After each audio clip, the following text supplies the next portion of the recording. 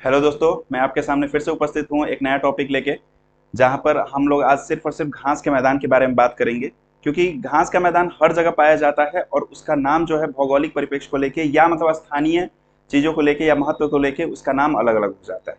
जहाँ पर हम लोग घास के मैदान के बारे में पढ़ेंगे, वहीं पे दो उसके प्रकार के बारे में पढ़ेंगे, जिसमें हम लोग बात करेंगे उष्ण घास के मैदान के बारे में और उपोष्ण, ठीक है, या शीतोष्ण आप जो बोल सकते हैं। तो उसके बारे में हम लोग आज बात करने जा रहे हैं। तो सबसे पहले जो बात होगी घास के मैदान के बारे में, तो उसकी परिभाषा से हम लोग स्टार्टिंग करेंगे। तो परिभाषा क्या होती है घास के मैदान की? जितने भी वन हैं, जितने भी वनस्पति पाए जा रहे हैं संसार में, उनके सारे का एक डेफिनेशन होता है। जैसे कि अगर सदाबहार वन की बात करोगे तो उसकी जो सघनता है, जो घनत्व है, जो पेड़ का वृक्ष का जो घनत्व होता है, उसकी लंबाई चौड़ाई और उन सब चीज़ों को लेके क्या होता है उसका डेफिनेशन बनाया जाता है, ठीक है। तो उसी तरह हम लोग घास के मैदान में भी देख रहे होंगे स्क्रीन पे कि जहां 10% से भी कम क्या हो, वृक्षों का आवरण हो। वृक्षों का आवरण मतलब क्या, कि जो घनत्व है, जो वन है, जो बड़े बड़े वन है, वो कितने पाए जाएंगे? मात्र और मात्र 10%। तो वहां पे क्या पाया जाएगा? घास, ठीक है। तो इस तरह से जहां पर 10% से भी कम वृक्षों का आवरण हो या जहां वृक्षों का आवरण अत्यधिक कम हो, उसे क्या कहते हैं हम लोग? घास कहते हैं। अब जैसा कि मैंने शुरू शुरू में बता दिया कि घास के मैदान कितने प्रकार के होते हैं? दो प्रकार के। सबसे पहले हम लोग बात करेंगे किसमें? उष्ण कटिबंधीय की, और फिर किसकी बात करेंगे? शीतोष्ण या उपोष्ण, कुछ भी बोल सकते हैं। हम लोग पहले ही बात कर चुके हैं किसकी? हमेशा हमने बात किया है किस चीज के बारे में? कटिबंधों के बारे में। और कटिबंध के बारे में जब भी बात होती है तो आपको मालूम होगा कि ये क्या है अपना? ये विषुवत रेखा है, ठीक है। और इसके ऊपर जहां जाते हैं हम लोग कहां तक? 23.5 तक कर्क रेखा, यहाँ पे कर्क। और इधर आते हैं तो क्या? मकर रेखा 23.5 पे, जब दक्षिणी अक्षांश की ओर हम लोग बढ़ते हैं। अब इन दोनों के बीच में, मतलब कर्क मतलब कैंसर हो गया और मकर मतलब कैप्रिकॉर्न, ठीक है। अब इन दोनों के बीच में जब भी आते हैं तो इसको क्या बोलते हैं हम लोग? उष्ण कटिबंध, ठीक है। अब इस इन दोनों कटिबंधों के बीच में जो घास का मैदान पाया जाएगा वो क्या कहलाएगा अपना? उष्ण कटिबंधीय घास का मैदान, ठीक है।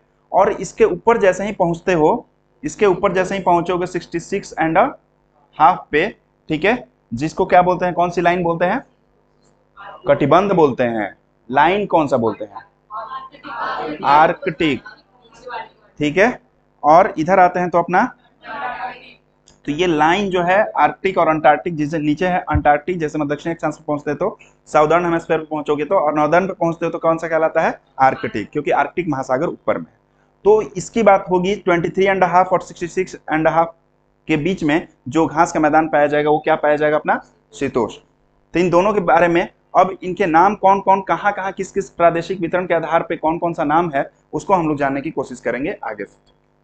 अब आगे देखते हैं, लिखा हुआ है उष्णकटिबंधीय घास का मैदान। जहां पर बात होती है कि उष्णकटिबंधीय घास के मैदान भूमध्य रेखा के समीप, ठीक है, कर्क रेखा और मकर रेखा के मध्य में क्या है? अवस्थित है। तो क्वेश्चन यही आता है कि उष्णकटिबंधीय घास का मैदान किन किन दो रेखाओं के बीच में पाया जाता है? तो कर्क रेखा और मकर रेखा के बीच में।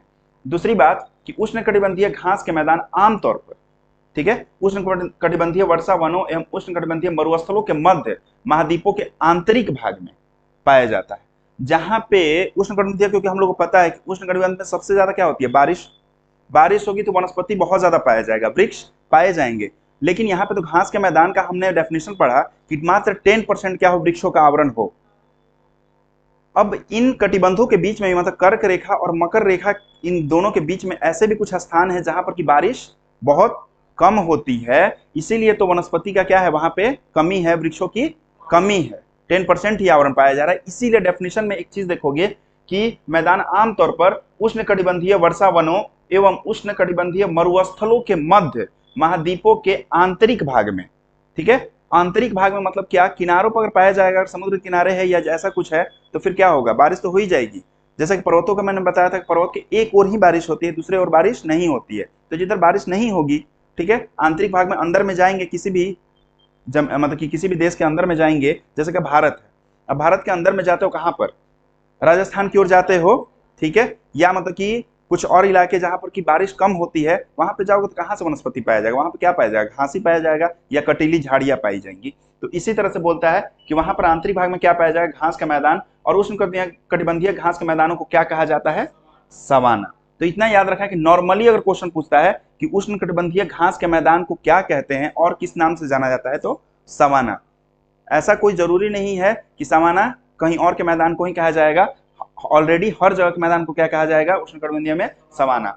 उनमें एक उष्णकटिबंधीय महाद्वीपीय जलवायु पाई जाती है जहां आर्द्र एवं शुष्क ऋतु, ठीक है ना, क्या होता है क्रमिक रूप से आते हैं। जैसे कि मतलब आर्द्र भी होगा, थोड़ा सा ह्यूमिडिटी भी होगी, और थोड़ा सा क्या होगा सूखा भी होगा, मतलब शुष्क भी होगा, ठीक है। जैसे कि एग्जाम्पल में लेते हैं, पूर्वी अफ्रीका की बात करता है।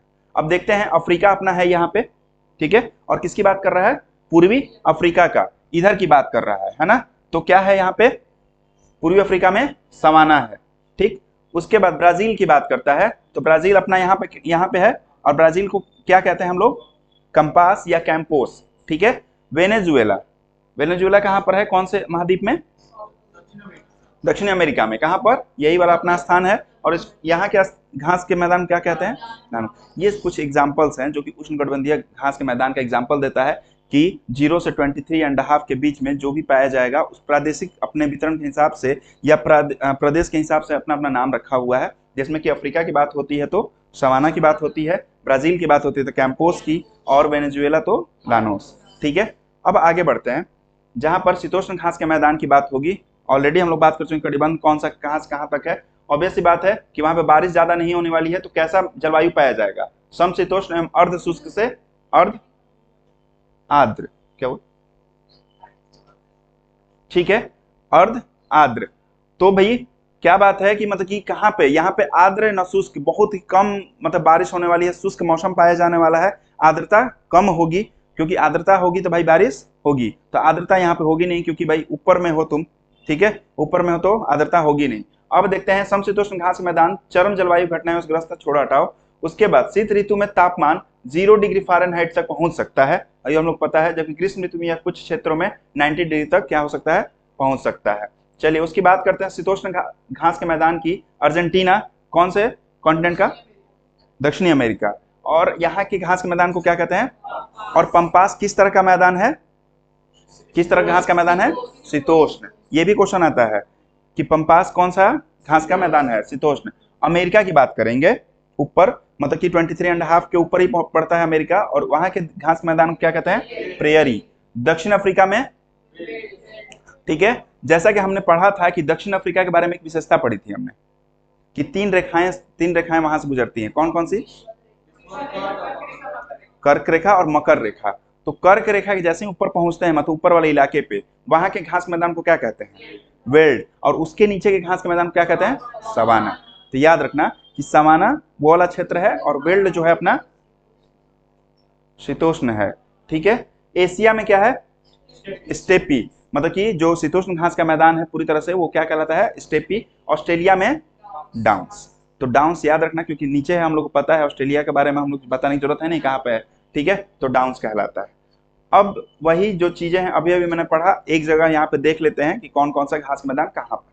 जैसे कि स्टेपी के बारे में बात हुई अभी अभी, तो यूरोप में भी स्टेपी ही कहते हैं, और उत्तरी एशिया में भी क्या कहते हैं, स्टेपी ही कहते हैं इसको। पुस्टाज कहाँ का, हंगरी, हंगरी कहाँ, कौन से कॉन्टिनेंट में, यूरोप में, यूरोप में, और हंगरी की राजधानी, हाँ बुडापेस्ट, ठीक है। प्रेरीज अमेरिका में, ठीक है। Pampas, velds, downs, Canterbury, savanna, Africa और ऑस्ट्रेलिया कुछ जगहों पर, ठीक है, और टैगा। अब देख भाई बात यह है कि स्टेपी किस तरह की घास का, स्टेपी शीतोष्ण। पुस्टाज हंगरी कहां पड़ता है, यूरोप कहां पड़ता है, शीतोष्ण। इसीलिए मैंने कटिबंध बताया ना कि अगर नहीं भी आता है, अगर जगह पता है तुमको तो आराम से क्या कर जाओगे, बता दोगे। प्रेरीज कौन सा घास का मैदान, शीतोष्ण, ठीक है। पंपास शीतोष्ण, वेल्स शीतोष्ण, डाउन्स, कैंटरबरी, सवाना उष्ण, टैगा हाँ शीतोष्ण ही होगा, ठीक है। तो इस तरह से हमने मतलब घास के मैदान में जो भी मतलब कि दो तरह से क्वेश्चन आ सकते हैं, तीन तरह से। एक तो पहला आएगा कि कौन सा घास का मैदान कहाँ पर है, दूसरा क्वेश्चन कि किधर मतलब कि कौन सा है, उष्ण कटिबंधीय है या शीतोष्ण कटिबंधीय है, ठीक है। और तीसरा क्वेश्चन आ सकता है कि वही दोनों में मतलब कि कितने अक्षांश के बीच में कौन सा घास का मैदान पाया जाएगा, ठीक है। ओके, तो इस तरह से हम लोगों ने घास के मैदान को क्या किया है, कवर किया है। तो ये बहुत छोटा टॉपिक था दोस्तों, लेकिन बहुत ज्यादा इंपॉर्टेंट होता है। एक या दो क्वेश्चन या मतलब कि एक क्वेश्चन भी आ जाता है तो फिर दिमाग खराब होता है। तो इसलिए आप इस टॉपिक को क्या कीजिएगा, फिर से एक बार देखिएगा, शेयर कीजिएगा अगर अच्छा लगेगा तो। तब तक के लिए अगले टॉपिक के साथ मिलते हैं, बाय।